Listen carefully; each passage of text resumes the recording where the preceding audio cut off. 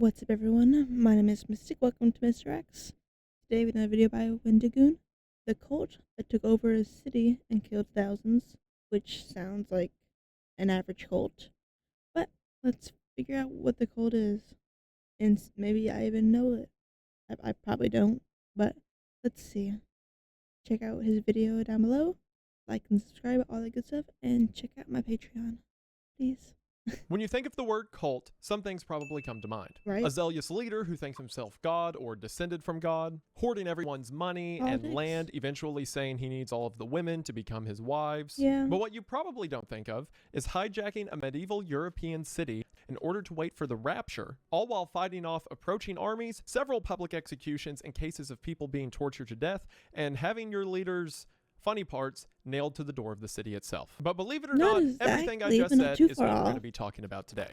And that is because today we are talking about the Münster Rebellion. Over on the second channel, Wendigang, I have several researchers who are putting together information on certain video topics. And one of them, Vincent, put together the information on today's story. And as soon as I read it, I said, oh no, that one's coming with me. Because I just felt like I wasn't doing the story justice unless I turned it into a incoherent ramble over on this channel. So if you're ready to hear about how a niche religious movement managed to take over a city, had their leader die a couple times, and ended with a lot of people dying in really terrible ways, then stick around after the ad as we talk about the Münster Rebellion. But you know what's a really good way to not die? Eating healthy. But eating healthy can be hard when the food's expensive, inconvenient, and just doesn't taste good. But now, today. Thank you all for watching the ad, and thank you to Factor for sponsoring the channel. Their link will be in the description, and we are now back to the video. We are going to go ahead and get into it, but as always, thank you for watching. Now, to understand how this story can exist, you need to understand a little bit about European politics in the 16th century. More specifically, the Holy Roman Empire. On paper, the Holy Roman Empire is one of the longest existing empires in humanity's history. It began in the year 800 and didn't officially end until 1806, meaning it existed for 1006 years. But to truly call it an empire, at least to many historians, is a bit of a stretch. See, it wasn't so much one unified group of people as much as it was a sort of confederacy between different lords and kings and villages. Several different houses or families could go to war with each other within the empire, but as long as both of them still respected the Catholic Church and the Holy Roman Empire's influence, they could pretty much get away with what they wanted. In other words, it was more of a loose conglomeration of individual groups rather than a unified empire, with that loose connection being a reverence for the Catholic Church. Or, as the old joke goes, at least to some, the Holy Roman Empire was none of those things. For most of its life, the Holy Roman Empire comprised most of the area that is now Central Europe. And for the first several hundred years of the empire's existence, while some people within the empire may have problems with each other, they were pretty much all reverent of the Catholic Church. That was until 1517, when someone by the name of Martin Luther decided he had a problem with that. After he nailed his 95 theses, or problems he had with the Catholic Church, to the door of the church in Wittenberg, which lies in an area that is now Germany, several Christians began to separate from the Catholic Church, and those who did or protested the Catholic Church became the first Protestants. And one of these groups that began to surface around 1525 was a group known as the Anabaptist. Anabaptist, or in other words, anti-Baptist, diverged from even Martin Luther and the Protestant beliefs. The most prominent of their beliefs, and the one that their namesake comes from, was a rejection of the idea of infant baptism. See, within the Catholic Church, as well as Martin Luther and a lot of his early followers, and even Protestant denominations to this day, infants are baptized in order to affirm their salvation from a young age. Whereas the Anabaptists believed in something known as believer's baptism, the belief that infants do not need to be baptized as they are not yet aware of sin and do not yet have the capability to believe in God. And that baptism should wait until that individual is old enough to comprehend and believe in God. Now, this idea of believer's baptism has worked its way, at least to my knowledge, into the majority of Protestant religions today. But at the time, saying that infants shouldn't be baptized, something that was vehemently pressed by the Catholic Church for over a millennia, was a really big deal. Now, while this might not sound like a lot to get in a fuss over today, you've got to understand the context historically. While it may be commonplace now to hear of things like the age of accountability, or effectively the idea that young children and infants are brought up to heaven when they die because they're not yet at a point to understand their sin. Or you'll also hear some Christian branches say things like salvation is a personal matter rather than a matter through the church. While now it's I more mean, common I'm for not people to read the Bible religious, or religious so text and come to their own a conclusions, lot you've of got to this doesn't understand that matter to literacy was me. not common at But all in the Middle Ages. The only interaction with Christianity most people would have was when the Bible was read to them by a Catholic priest. So to mhm, say that that guy's wrong and the church he's in is wrong because of their beliefs, that's a pretty heavy statement. Not right. to mention the insane rate that children and babies would die during this time period. Stillbirths and infant death were super common, as was women dying in childbirth. So if the Mhm. Anabaptists were right about infant baptism not being required, that's really cool and all, but if they're wrong, that's a lot of souls going to hell, at least as the church saw it. And that's just as it related to baptism. The Anabaptists also found a lot of other ways to make the church very mad. One of the other reasons Anabaptists did not like the church was because of the power structure. They did not like the idea of someone being put in a place of power over someone else, so Mhm. several of them would advocate for an agorist lifestyle free of a power structure. This includes a communal ownership of goods and land rather than exchanging money, Sounds good to rejecting me. participation in secular government, so in other words, not adhering to lords or kings or queens, and the ethics of pacifism, which goes in stark contrast to the philosophy of most lords and rulers of the time, Mhm. which is build up an army and just throw them at people you don't like. That is So also far, this foreshadowing sounds great. for, like, I don't know, probably When's it 30, gonna 40 turn minutes from bad? now. I'm hesitant to put any modern political labels on it just because the movement was so different than most of what's seen in culture today. But it wouldn't Mhm. be entirely wrong to call it a sort of theological socialism. And as you can imagine, Mhm. from religious beliefs to government rule, the Anabaptist and the Catholic Church butted heads a lot. There was also a lot of rebellion against the ruling classes in Germany that wasn't even explicitly religious. At the same time the Anabaptists showed up, the German Peasants' War took place, which is, as it sounds, when a bunch of peasant class people in what is now Germany banded together and started to fight against rulers in the region. It got Ooh. stomped out in a year and a lot of people died, but it goes to show that a Mm. lot of people were pretty upset with how things were being ran. Wonder So why. with that setting in mind, we can start to talk about our story. But our Okay. story doesn't begin in Münster. It actually begins in Strasbourg. See, amongst Okay. all of this turmoil, there were several people who were taking the newfound idea that maybe the Catholic Church isn't right about everything all the time, and they were getting creative with it. Several people Blasphemy. were coming up with their own interpretation of scriptures that, more often than not, glorified their own divinity. A side note within Christianity that has sadly become hard to shake. One of these people was a man named Melchior Hoffman, who made his way to Strasbourg around 1530. Hoffman declared that he was one of the two witnesses mentioned in the book of Revelation. Short version, for those of you who don't want to hear me ramble about the Bible for 2 Yeah. hours for some reason, two witnesses are said to be on earth shortly before Jesus' return, who are then killed and then resurrected up to heaven in the final days. In other words, Hoffman effectively declared himself one of God's final prophets. So Hoffman began prophesying and said that Jesus would return to earth in 1534 and create his new Jerusalem, not in the actual Jerusalem, but instead here in Strasbourg. He managed to amass several hundred followers, but as soon as the authorities of the city, who mind you are a part of the Catholic Church, when they got word of it, they arrested him. Now, it wasn't outside of the Catholic Church's normal operations to execute anyone they saw as Anabaptist or heretics, but they were afraid, given the fact this guy is saying that he is one of the two witnesses of Revelation and he has a bunch of followers, and if they kill him, his followers will probably make him into a martyr, especially considering that's part of the prophecy for the two witnesses. So rather than killing him and giving him what he wants, they just locked him up in a tower. And Hoffman would actually live out the rest of his life, what few years of it were left, within that tower. Now, this didn't do what the authorities wanted it to do. His followers didn't immediately disband, they just changed their ideas. See, Hoffman had said that Jesus would return in Strasbourg in 1534. And when 1534 came, the guy got arrested, and spoilers, Jesus didn't come back. He Probably. did? So several of them still believed in Hoffman and just said maybe he got the date and the city wrong. So now there were several hundred people in the city who believe they need to find a new Jerusalem, they just didn't know where yet. And it is now that our story takes us to Münster. Okay. Münster lied just north of Strasbourg and was built as your stereotypical medieval city. It had a large church in the middle, surrounded by several houses and marketplaces. It had a large wall surrounding the city, and outside of that wall is where the farmers and resources for food were located. Well, at the time of our story, it wasn't necessarily medieval. It had modern implements like a printing press. The feudal layout of the city will matter to the story. Okay. Inside of Münster, there was a man named Bernard Rothman.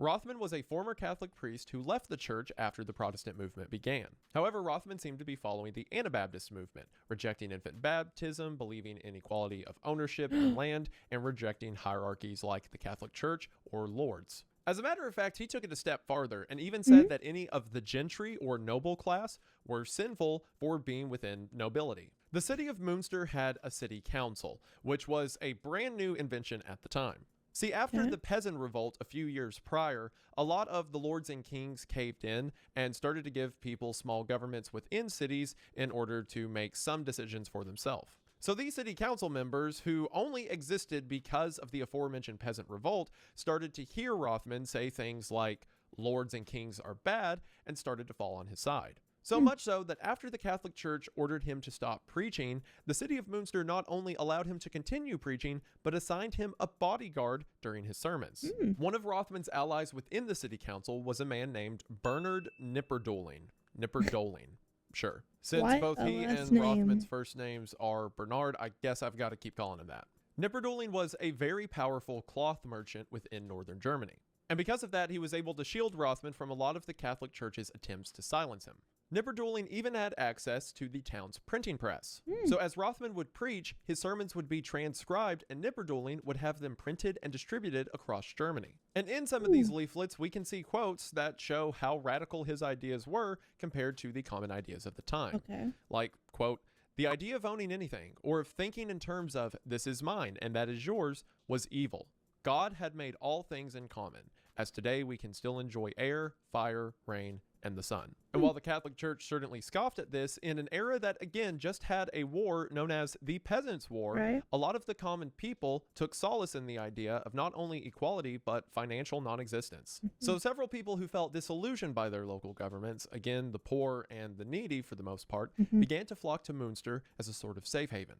And one of these groups who came across a leaflet of Rothman's printed sermon and decided to make the pilgrimage to Münster was the group that Hoffman had left behind in Strasbourg after he was arrested and thrown in a tower. Not long after Hoffman got arrested, the group was taken over by a man named Hahn Mathis. Right after Hoffman got arrested for saying that he was one of the two witnesses from the book of Revelation, Mathis quickly stepped in and said that he was the other one of the two witnesses from the book of How Revelation. convenient. And I mean, to be fair to Hoffman's followers, if your leader's like, I am one of the two witnesses, and then the government arrest him, and then one of his second in command step forward and is like, I am one of the other two witnesses. I mean, you could see how that tracks. Yeah. After Mathis heard of what was going on in Münster, he says that Hoffman was right about everything regarding a new Jerusalem and Jesus coming back to earth, but it wouldn't happen in Strasbourg. It would instead happen in Münster. When Mathis stepped in to take charge of this group, his second in command was a young Are they man named delusional, Han van the Lieden. leaders? Is that Or not do they insane that in genuinely believe Münster we that? had two people named Bernard at the center of the story,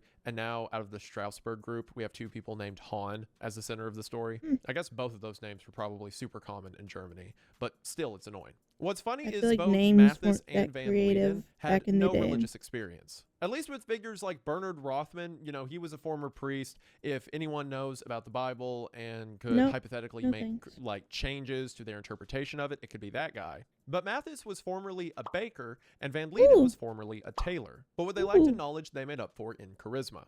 Mathis would present himself as stoic and a point of authority, and his second in command, Van Lieden, would present himself as vibrant and theatrical, both of which were fully convinced that God was coming back soon, and Münster was the place that was going to happen. So Mathis and Van Lieden send 4 followers to Münster to assess the city. And if there was ever a city for a group of people who believe they're following the two witnesses of Revelation, one of which is locked up, it was Münster. To give you an idea of how much Münster changed in a short amount of time, the ruler of the city was Prince Bishop Franz von Waldeck.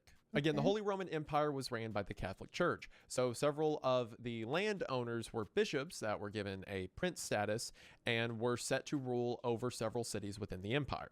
So while Waldeck was the ruler of Münster, he didn't actually live there, as he was the ruler over several cities and towns. So the bishop wasn't there, and after the large migration of people who followed Rothman's teachings, most of the Catholic hierarchy within the city had been ran out. And what was previously known as a city of merchant shops and trade had now become a city where several people were practicing communal living. Not to mention that since Rothman was a former priest, when he became Anabaptist, several Catholic church members, like nuns, followed him. So it's a city that doesn't have a bishop. What Catholic influence that's there for the most part has converted, and they're already practicing the kind of living that you were trying to implement. So in early 1534, Not Mathis too and Van bad so Lieden far, take but their it's people probably to the a city of little off Münster. the deep On end. February the 8th, Van Lieden, again the theatrical second in command of this whole ordeal, ran through the streets of Münster screaming that the end was nigh and people need to repent or be doomed to hellfire. This caused several people to break into hysteria. According to several accounts, none specifically who had followed after Rothman,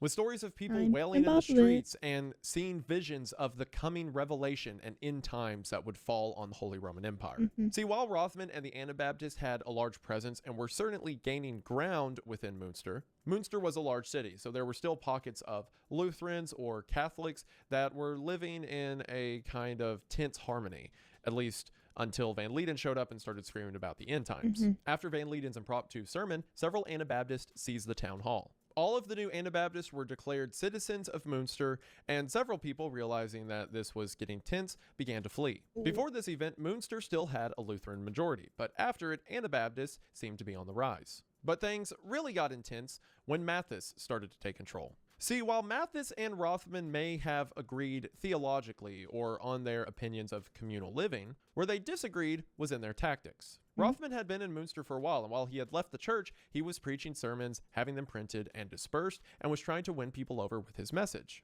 Matthes was trying to win people over with extreme violence. To give you an idea for what this guy looked like too, he would always wear long black robes and had a long black beard. Effectively think of a 16th century version of Rasputin. On February the 25th, while Matthes was giving a sermon in a local marketplace, he said that it was time for Münster to be cleansed of the unrighteous. He claimed that he not only spoke with, but that he spoke for God. And that God said anyone who did not fully believe in the Anabaptists or in the New Jerusalem that would soon take place, so in other words, Papists, Lutherans, anyone that is an Anabaptist, would be on the orders of God executed. Knipperdoling, again the cloth merchant who was running the printing press, while agreeing with Matthes' Anabaptist belief, believed that if they started executing people, that's going to look really bad and prompt a response from the Catholic Church and the Holy Roman Empire's armies. So at Knipperdoling's request, Matthes now says that anyone who will not convert to this new belief will be cast out of the city, and those who remain will be forcibly rebaptized. So in other words, leave your home, business, and everything that you know, which is easier said than done in 1534, or let us dunk you in water and you become a part of our new religion. And on February 27th, the expulsion began. Armed men roamed the city looking for the godless, hoarding them to the gates of the city and casting them out into the cold winter countryside. It didn't matter if they were young, sick, old, pregnant. People were beaten, their possessions stolen, and they were thrown out into the cold snow. For 3 days, this process continued, and those who didn't want to risk it against the elements in the no man's land that was the open country of the Holy Roman Empire were brought to the town square and underwent mandatory baptism. So now, Matthes and Van Lieden had what they wanted, an entire city under their control. The first thing they did was declare any of the belongings of the unrighteous, or the people who just got cast out, now belonged to them. So all of the furniture, clothes, food, and coins from the people that had just been cast out were brought to a collection in the middle of the city. Contract and account books were burned, ensuring that no man owed another any debts. Well, this lasted for like 3 days, and then Matthes decided that's not good enough. Not only are we going to collect all of the belongings of the people we kicked out, but let's collect all the belongings of the people we didn't kick out. Now, it's important to point out that, yes, while Rothman before Matthes showed up was not as violent or direct as Matthes was, throughout all of Matthes' actions, Rothman was right at his side, continuing his sermons as always. Right after this new degree, Rothman preached, "Brothers and sisters, it is completely God's will that we bring our money, silver, and gold together.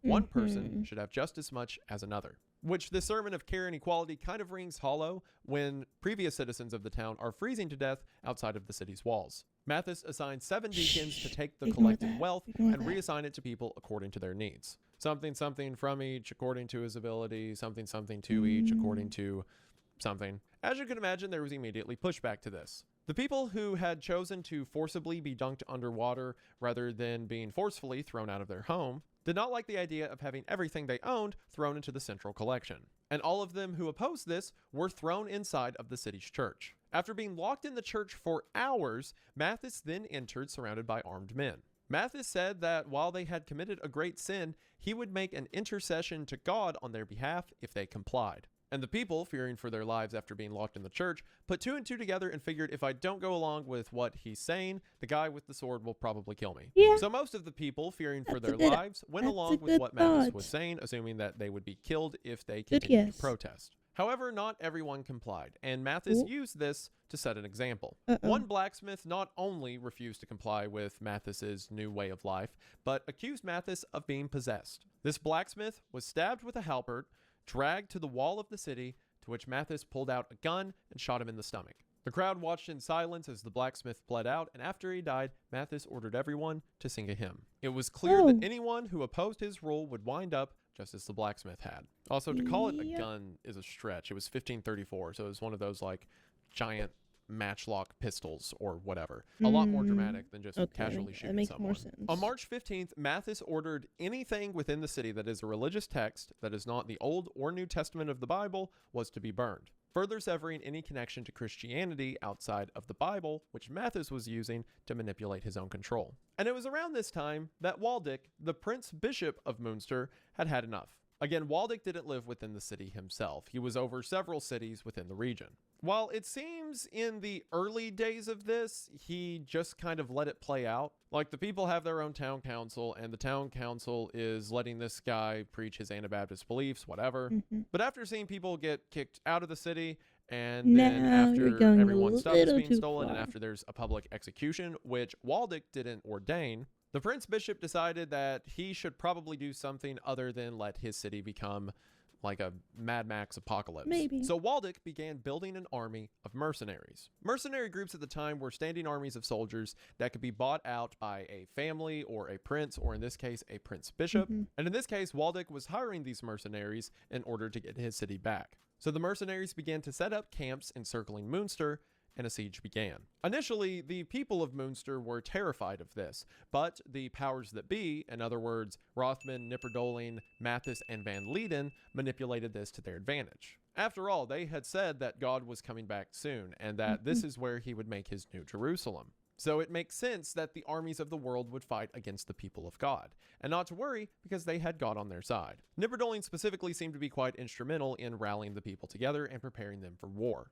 And prepare for war they did, as they effectively transformed Münster into a fortress state. Churches were transformed into armories, bell towers were repurposed as lookouts. Pots and pans were melted into munitions, weapon workshops operated day and night. Grain stores and food sources began to be rationed, and the entire population was under strict surveillance in look for dissenters. What had been marketed as a radical commune had now become a theocratic military dictatorship, manned by a group of people who not only believed that they could win, but that God told them they would. As a matter of fact, no one believed this as much as Mathis did. It's hard to tell from historical accounts how much of this was Mathis posturing to maintain his power, or how much of it was mental illness. Probably a bit of both, at least. As at this point, Mathis claimed to be in constant communication with God.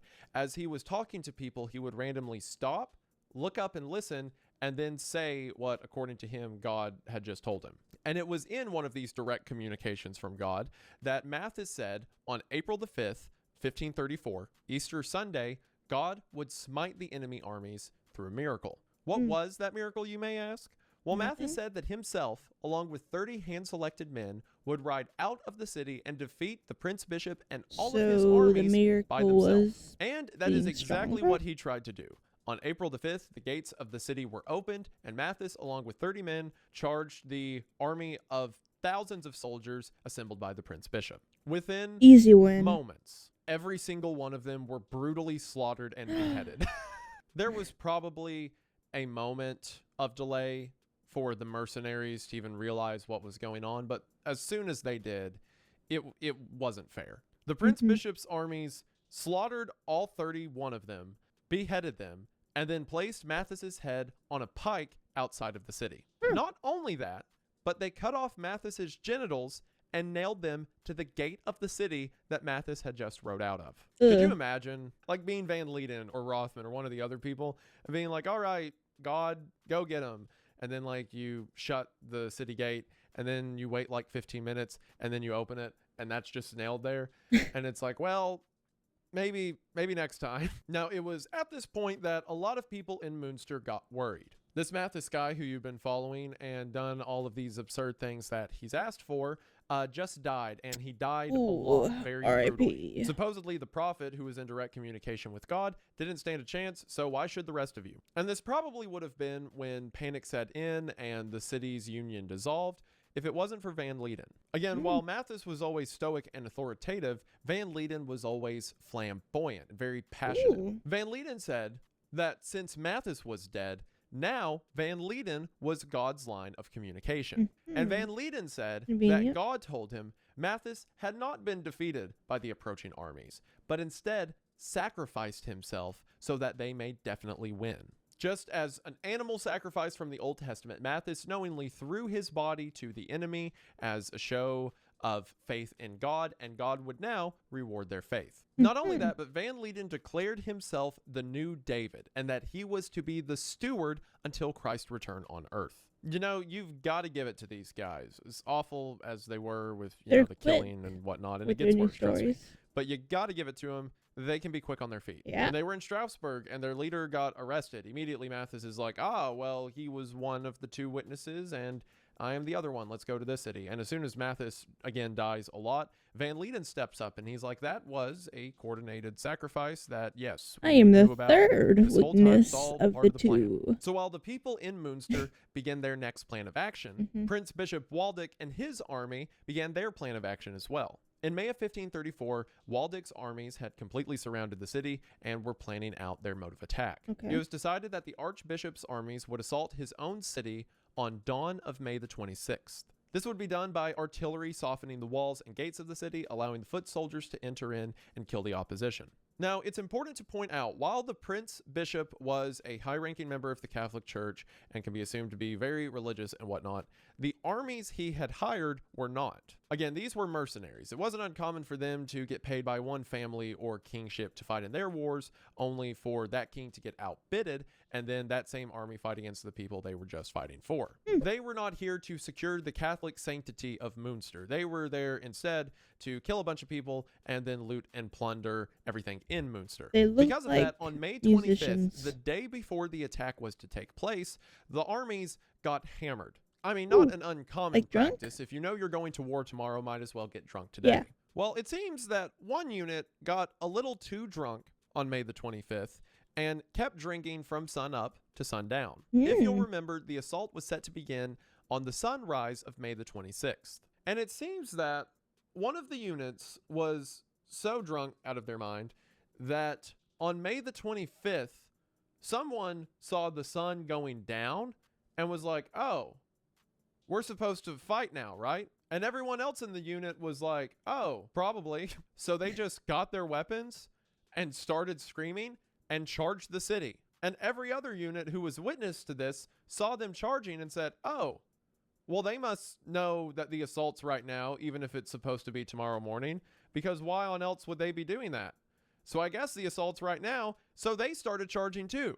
Well, since the sun was going down, by the time they got to the wall of the city, it was dark. And there was no one to call off the attack because the Prince Bishop and the commanders were further behind lines resting for the assault that they thought was supposed to happen the next morning. Right. So when the armies, now in total darkness, make their way to the gate of the city, there is no artillery to weaken the gate of the city. So now it's just hundreds of people pushing up against the walls and gates of this massive city in the middle of the night with no clue what they're supposed to be doing.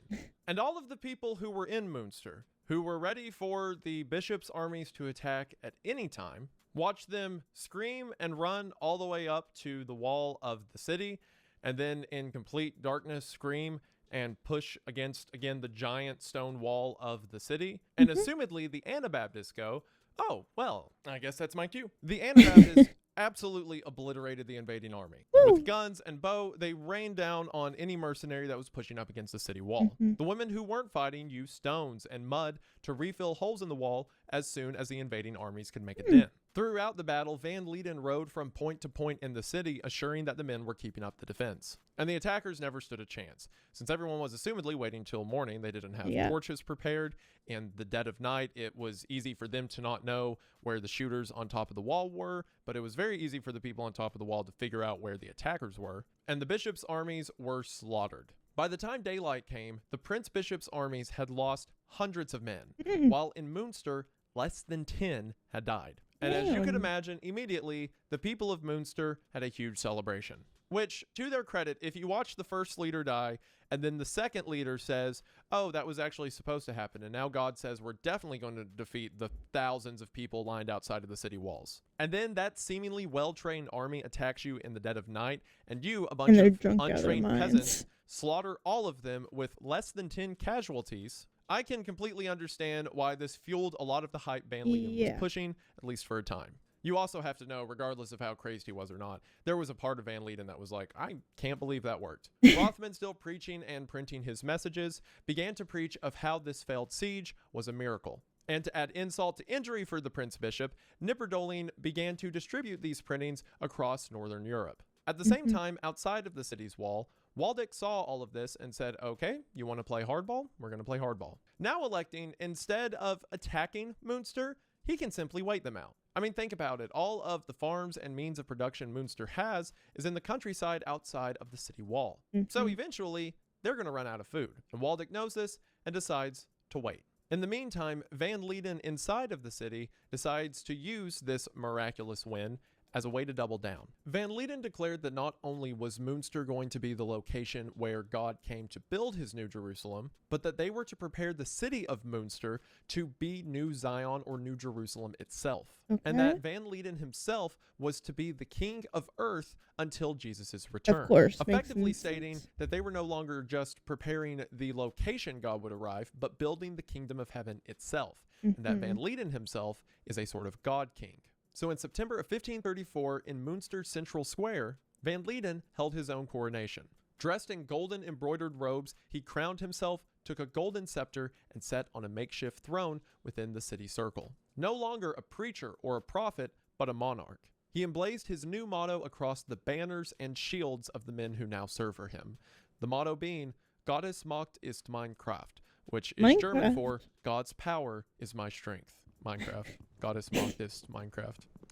And the people applauded, believing Van Lieden to be a king that led them through one battle who would see them through the end of the war. It was at this point that any semblance of law or order within the city completely dissolved. Now Van Lieden's own private military, believing they were serving God himself, would enact laws that Van Lieden would come up with on a whim, stating them to be directly from God who was speaking into Van Lieden's ear. Even the council that was made up of Anabaptist supporters was now replaced with people who simply followed Van Lieden's will. Effectively, Münster had become a cult compound. Van Lieden began to reprise the 10 Commandments, but they were followed with capital punishment. Things like theft, dissent, and adultery were punishable by death. Anyone found to be the slightest out of order of God's new will was publicly beaten and executed. In Essays in History, Volume 35, Tall Howard, while speaking on Münster, says the following. Finally, though Van Lieden maintained his grip on power through prophetic outbursts and appeals to scripture, his primary means of controlling the populace was terror and brute force.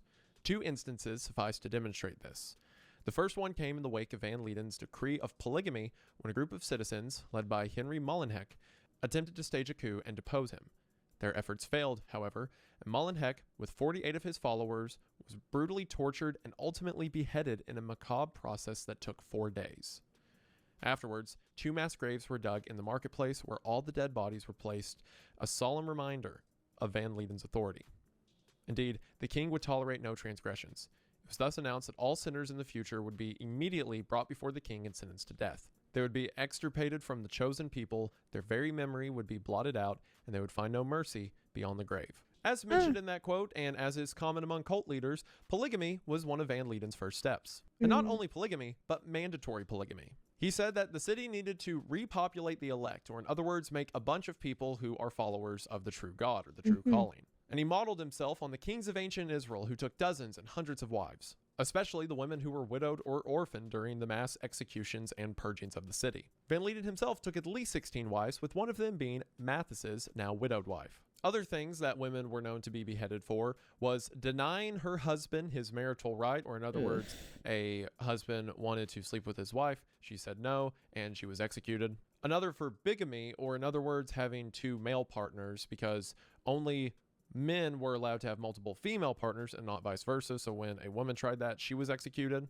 and another was executed for insulting one of Van Lieden's preachers. In the midst of this, as Van Lieden's grip around the city tightened, so did the Prince Bishop's strategy. Food began to run out within the city and people got desperate. After they had eaten all of the standard animals to eat, like cows and pigs, they moved on to horses, and then pet animals like dogs and cats. Eventually, they were eating rats and boiling shoe leather in order to make it soft enough to digest. All the while, Van Lieden would wear his silk robes and have banquets in the town square. Banquets which, of course, only his court were allowed to attend. And as he was well fed, he would preach to the people that their suffering was a sign of their faithfulness. That, of course, this is a sin-cursed earth, so their suffering means they must be following the one true God, and that they should view their suffering as a gift. Of course, easy to say coming from the guy who's eating all of the food they can't have. At the same time this was happening, a sort of surveillance state began to be formed within Münster. Van Lieden had several within his ranks that would operate as secret police, listening for signs of dissent or small sins that were being committed in order to have people publicly humiliated and executed. This fueled paranoia and accusations became common. People would call out another for sins that they supposedly committed. And since the accuser had faith in Van Lieden, then whoever he accused was surely not following the one true God and was executed as well. By the time late autumn came around, Van Lieden had quit even referring to himself as a king and was just referring to himself in godlike terms. He was Christ's steward. He was David reborn. Everything short of calling himself the return of Christ himself. He even adopted Matthes's old practice of mid-conversation, stopping, looking up as if he was talking to God, nodding and whispering before saying what God had just told him. As more and more this new Jerusalem never came and the kingdom they were promised was instead suffering and starvation, Van Lieden would rewrite history and say that he wasn't wrong, instead he had simply misheard what God told him. And the reason for this mishearing was because he was bearing the weight of all of the sin of the people within Münster, and because of that weight, he is sometimes burdened with sin and unable to have clear communication with God, and said that the people's salvation would be spiritual. They were already saved, and death, as they held out against the armies of the world, was their deliverance. At this point, it's kind of hard to see if the people believed him or simply believed they didn't have another choice. Yeah, it is uncanny how many similarities there are between this story and Jonestown, down to an individual calling themselves a prophet of God and using messages of communalism to bring in the weak and the weary, using that to manipulate those people against the outside world and turn away detractors, eventually declaring themselves to be more of a prophet and to be an extension of God himself, using that to enforce polygamy and weird sexual practices and people turning on each other, and ultimately saying that to die in this position is to reach a true salvation. All the while, the Prince Bishop's plan was working. It was now winter, and the people inside were only getting hungrier and colder. One of the reasons that we know so much about what was happening within Münster at this time is thanks to someone named Hermann von Kersenbrock. Kersenbrock was a chronicler and one of the people left within Münster during this takeover. He managed to keep his head down enough to stay out of Van Lieden's way and simply wrote down a lot of the things he saw. Among them during this time was the effects of the food shortage. As mentioned, people had already eaten their animals and were resorting to eating their shoes, but he witnessed several cases of people eating mice, slugs, and the grass that grew between pavement stones. They began to eat the bark off of trees and in one instance scraped the white lime paint from the churches, dissolved it in water, and then distributed it as milk. And of course, in their desperation for food, a lot of people were dead, and those bodies made a horrific food source. Several of the mass graves were dug up and the rotting corpses consumed. If a child was stillborn, well, that was a source of food as well. And people began accusing each other of killing their own children in order to eat them. In a quote, Kersenbrock says, "The city was full of death everywhere. Large numbers of people collapsed on the street and suddenly died. To prevent a stench, their corpses were quickly heaved into a wagon specially prepared for this purpose at the king's command and carried away. They opened large graves for the burial of these corpses, and these were gradually filled up as bodies were cast into them." In an earlier message, Van Lieden had said that if they had faith, God would make the very paving stones they were walking on into bread. And in their delirium, people began to chew on the stones of the pavement itself. For those who realized the deception, it was all too late. Again, from Kersenbrock, every place resounded with groans. Every place was filled with women's lamentations. Every place screeched with commons' complaints, disturbed with the sobbing of the old and sick. Keep in mind that Van Lieden's feast continued through all of this. Several people decided that death was better than the suffering they were enduring. In large groups, they would open the gates of the city and walk towards the bishop's armies. As they approached, they were all gunned down. The Prince Bishop had no need for people who previously followed Van Leden to become a part of the empire again, and several of them were beheaded and their heads put on stakes as a sign to those within the city what would happen if they tried to leave. But regardless or even hopeful of this outcome, people continued to try to leave time and time again, were executed. Between April 22nd and June 15th, reports state that as many as 1,500 people chose to die this way. And those who didn't want to die were stuck starving within the city walls, watching all those who tried to leave lay dead before them. Some people within Münster became more strategic. Rather than simply walking across the field to be executed by the row of soldiers up front who were ordered to kill on sight, if people within Münster who wanted to defect could sneak out of the city another way and make their way to the back lines of the army, perhaps they could surrender. And some were able to do this and were interrogated by the Prince Bishop's forces. The Prince Bishop would isolate these defectors so that none could know the status of the other people they escaped with, and would be asked the same question to confirm their legitimacy. For example, each would be asked a password to a specific gate of the city because, again, in the earlier stages of this, Van Leden was running the thing like the military, so there were secret codes to get in and out of gates. And if the Prince Bishop's men interrogated a group of people and they all said the same password, their word was trusted. According to several of the defectors, a rumor started to spread within Münster right before they left. The rumor was that within Van Leden and his courts, they realized that the jig was up, and eventually they were going to run out of food and either die or the prince would come in and kill them all. And that Van Leden had a plan to burn down the city if that were to occur. In other words, if I can't have it, then the Prince Bishop can't have it either. Right. Now, the Prince Bishop's plan was to kill everyone within the city, but he still wanted the city when that was all said and done. So while he's okay with them starving to death, he is not okay with them burning to death. So the Prince Bishop changes his plan and decides to go onto another assault. Figuring out weak points in the wall, guard schedules, troop locations, he began to put together a strategy. On June 24th of 1535, the Prince Bishop selected 400 of his best soldiers, and that night, under the cover of a thunderstorm, sent them to invade the city covertly. The 400 men also took the defectors who had given them this information with them, not only to show them where the specific secret entrances were, but also in case their information was bad, it ensured that they died too. Under the cover of night and rain, they slipped into the city and began killing people in silence, finding guards asleep and slitting their throats, coordinating to stab entire groups at once before they could give any alarm. Once the 400 men had killed the guards on the edge of the city, rather than opening up the gates and letting the rest of the army in, they kept pushing forward. And the 400 well-trained, well-fed soldiers going up against the starving masses who had never been in a fight before, Not except really a for the challenge. one where the drunk guys ran up to the city several months ago, proved to be no match. And it was a slaughter, only this time in the one where Ignore the that. drunk guys ran up to the city several months ago, proved to be no match, and it was a slaughter, only this time in the other direction. Nipperdolling, one of Van Leden's strongest supporters, was said to have rallied together a group of people in the marketplace that held off the 400 men for several hours, but were ultimately defeated. There was no quarter given to any men found within the city. Men who were found hiding under their beds or in their wardrobes were dragged out into the street and executed. The Prince Bishop had given 2 orders: kill every man you find in the city, but leave the leaders alive. In the midst of the final stand in the marketplace, Nipperdolling disappeared, until a few days later when a woman who was hiding Nipperdolling gave up his location in exchange for her life. Bernard Rothman, the preacher whose sermon started this whole thing and continued to preach throughout the occupation, somehow escaped the city and was never seen again. There's different historic accounts of how Van Leden was captured, but what we do know is that he was captured. Some accounts say he tried to run away and threw off his crown and robe in the process. Some say he fought like a madman and killed several of his own guards in the bloodshed. But regardless, he was captured, as was another one of his close confidants, a man named Bernard Kretsching. That is the 3rd Bernard in the story. So while all of the other men were dead, Van Leden, Nipperdolling, and Kretsching were captured alive. And 16 months after they first arrived in Münster, Van Leden and his people were defeated. After the fall of the occupation, the Prince Bishop rode a coach drawn by 6 white horses into Münster. He stepped from the coach and now stood before Van Leden, no longer in crowns and robes, but instead in chains and rags. The Prince Bishop said, "Bist du ein König?" To which Van Leden replied, "Und bist du ein Bischof?" which is German for, "Are you a king?" And Van Leden replied, "And are you a bishop?" It's also worth mentioning that, especially at this time in the German language, du was meant to be an informal way to say the word R. So basically, it is the way you would say it to an inferior or someone who wasn't deserving of respect. So of course, when the Prince Bishop said "Bist du ein König," he is saying it mockingly to someone beneath him.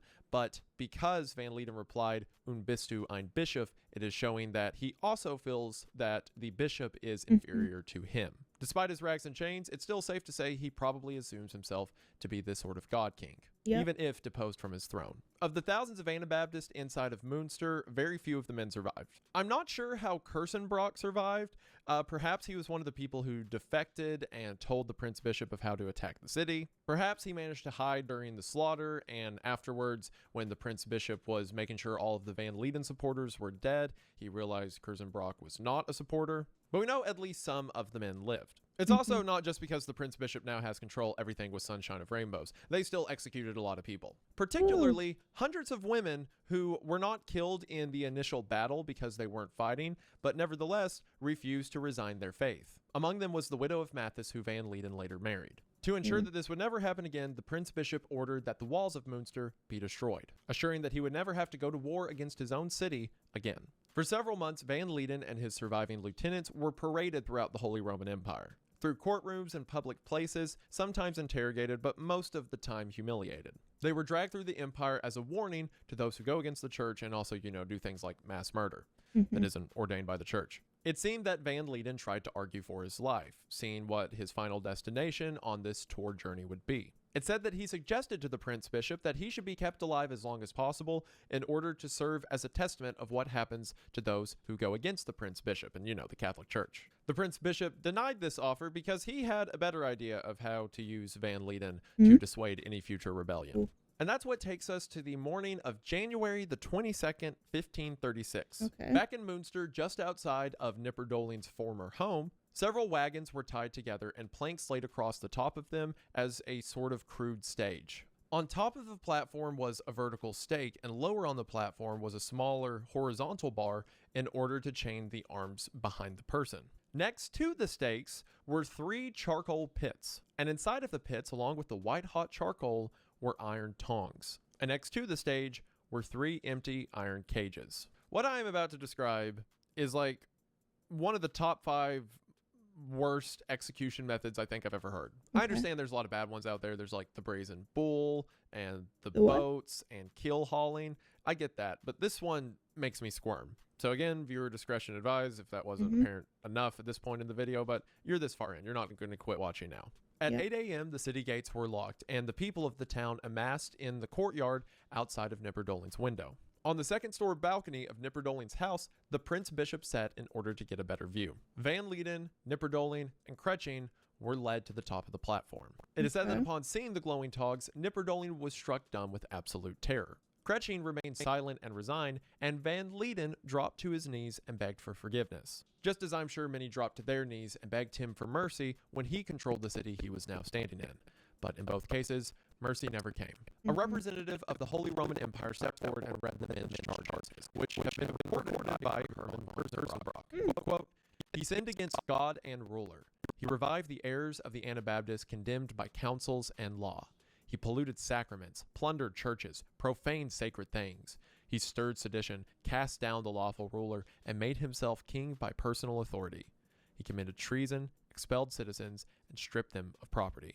The 3 men were shackled upright to the stakes by iron collars that were surrounded in spikes. The spikes around the collar were to prevent too much movement or an attempt at changing position. The men were placed with their backs facing the person who was to be tortured before them. So in other words, they could hear and smell everything that was about to happen, but couldn't see it. And Van Lieden was the first on the chopping block. So 2 executioners came up to Van Lieden, and they took the tongs that were glowing red, and so he's tied like this, right? They reach up into his armpits, and grab a bunch of the muscle and tissue, and they pinch down, and the tongs are so hot it just burns through the skin and wraps around pieces of flesh, and they rip them out. And they proceeded to do that in every crevice and corner of his entire body. Normally, these injuries would cause someone to bleed out, but the tongs were so hot that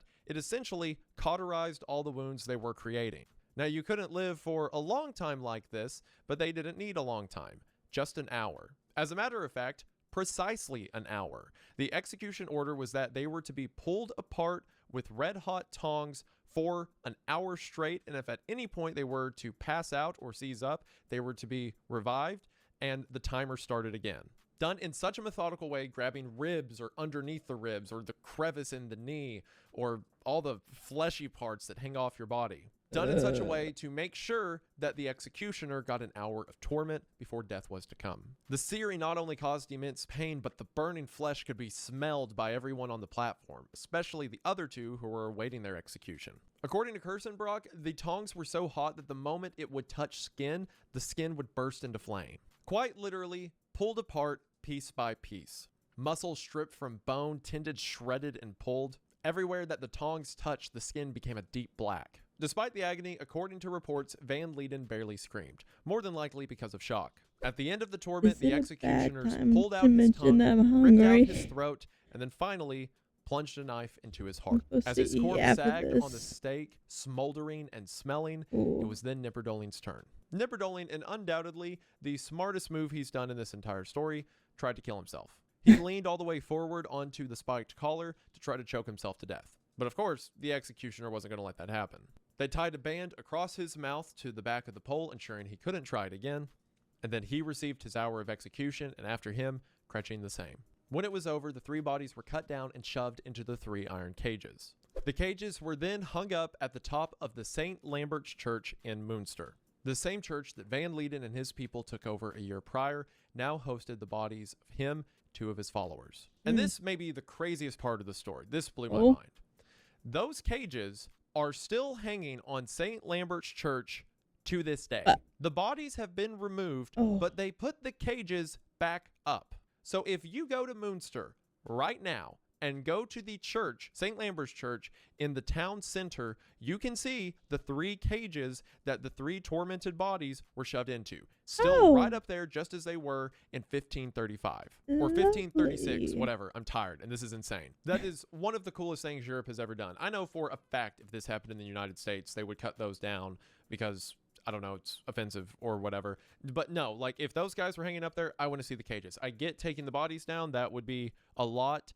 Especially for, you know, young children and tourists or whatever, but they left those cages up, and I respect that. After all of this was over, Münster served as a footnote for what zealot religion can do. Figures like Martin Luther condemned what happened at Münster, and even members within the Anabaptist movement denounced it and continued to preach pacifism as one of their core tenets. The word Münster became synonymous with fanaticism, heresy, and coming apocalypse. And today it serves as a prototype for a lot of things we've seen out of cults in the centuries that have followed. It feels tragic that so many people came to Münster because they were poor, because they were hungry, and thought there was a better life awaiting them, and when they saw people who they assumed to be more educated than themselves tell them that this is what God wants for them, they followed along because what else could they do? And it's tragic that so many of them paid the price. But at the same time, the absurdity of this borders on hilarity. You had like a cult leader go to a town, and then he gets horrifically killed trying to go out and fight the invading army, so the new guy shows up, and he gets killed even worse, which it's like one of the most brutal execution methods ever, and it somehow happened to the one guy that was probably a fitting death for. It is an insane story that the moment I saw it, I had to talk about it. And hopefully you enjoyed hearing about it. And if you did, that's really cool, and I appreciate it. And I want to say you're really cool. And I also want to say thank you for watching. Thank you. Like I said, Vincent brought this up and put together a document on it. And I was like, yeah, I need that. This is too weird to not talk about.